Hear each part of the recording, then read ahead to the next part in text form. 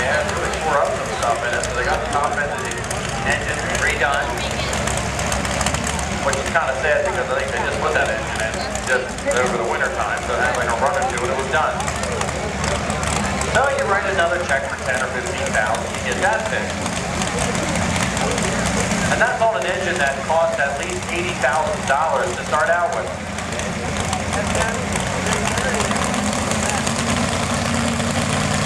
Yes, folks, you get 80, 90, 95,000 into just the engine, not the tires, not the chassis.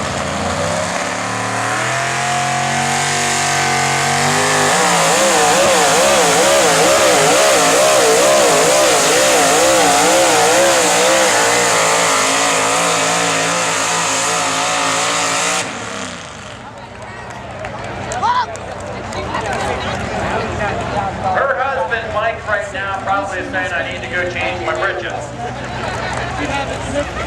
Because she didn't let off, and I bet he was thinking, I wish she would leave off. When he gets to bouncing like that, you can easily break something quick. But Linda, she hammered down.